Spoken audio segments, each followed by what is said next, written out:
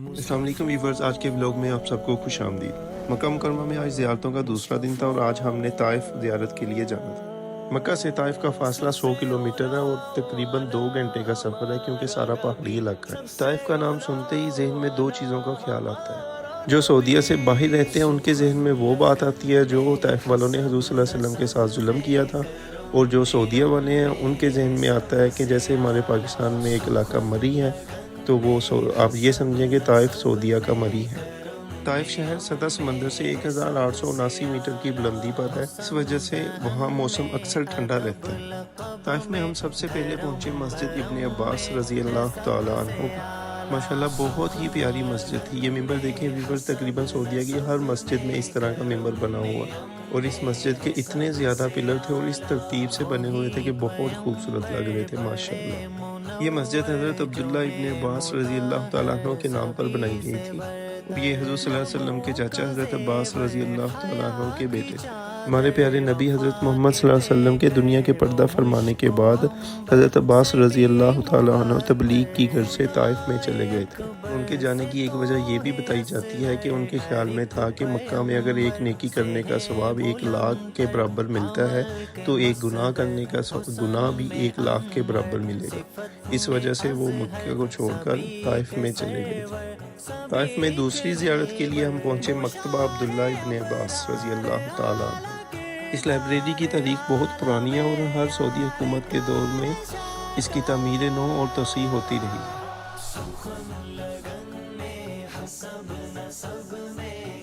ماشاءاللہ ویور، جیسا کہ آپ دیکھ رہے ہیں اس میں بہت سارے یہ پتھر کے نمونے رکھے ہوئے تھے جس میں ہاتھ سے قرآنی آیات لکھی ہوئی ہیں۔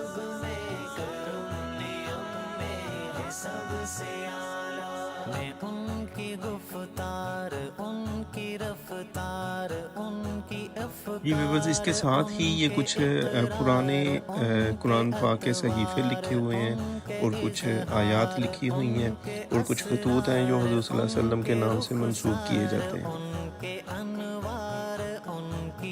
اس کے ساتھ ہی یہ دینی اور سائنسی کتابوں کی وسیع لائبریری ہے۔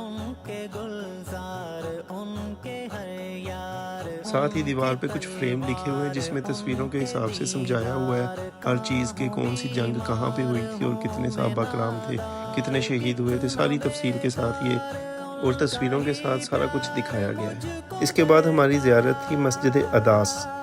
ویورز، یہ اسی باغ میں مسجد بنائی گئی ہے جہاں پہ حضور صلی اللہ علیہ وسلم طائف والوں کے ظلم سے تنگ ہو کر ایک باغ میں آ کر بیٹھے تھے اور غلام نے انگور پیش کیے تھے، اور حضور صلی اللہ علیہ وسلم نے جب بسم اللہ پڑھ کر وہ انگور کھائے تو غلام نے پوچھا کہ آپ نے کیا پڑھا ہے، تو حضور صلی اللہ علیہ وسلم نے اس کو بتایا اور اس کو دین کی دعوت دی۔ تو سب سے پہلے طائف میں جو بندہ مسلمان ہوا تھا وہ حضرت عداس رضی اللہ تعالیٰ عنہ تھے۔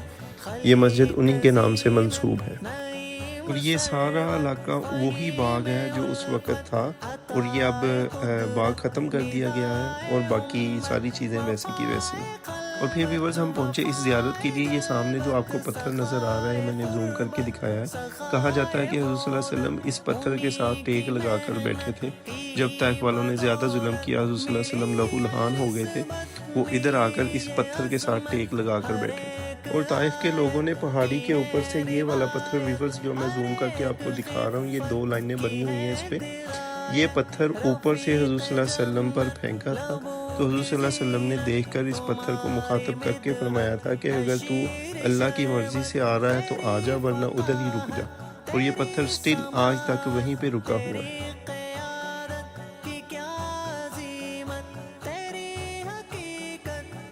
اور اس کے ساتھ ہی ویورز ہماری یہ زیارت تھی۔ یہ مسجد کچھ روایات میں حضرت علی رضی اللہ تعالیٰ عنہ کے نام سے منسوب ہے اور کچھ روایات میں حضرت بلال رضی اللہ تعالیٰ عنہ کے نام سے منسوب ہے، اور کہا جاتا ہے کہ یہ وہ مقام ہے جہاں پہ حضور صلی اللہ علیہ وسلم کے پاس آسمان سے 2 فرشتے آئے تھے۔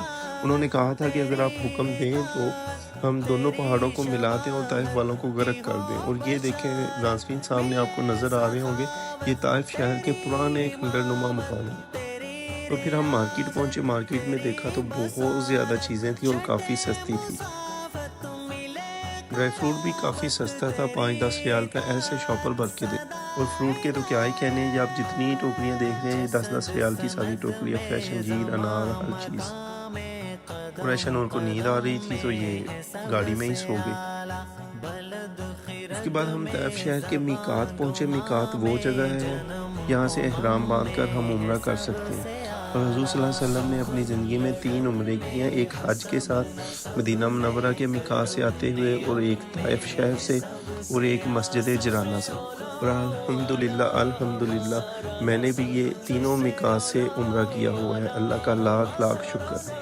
جی ویورز، یہ ہے میقات کی مسجد، اور اس میں یہ چھوٹا سا ممبر بنا ہوا ہے، اور ماشاءاللہ ہر مسجد سعودی عرب میں بہت ہی خوبصورت بنی ہوتی ہے۔ ہم نے سب سے پہلے غسل کیا، احرام باندھا، عمرے کی نیت کی، اور 2 نفل ادا کیے، اور لبیک اللہم لبیک کی صدا بلند کرتے ہوئے مکہ مکرمہ کی طرف روانہ ہوئے۔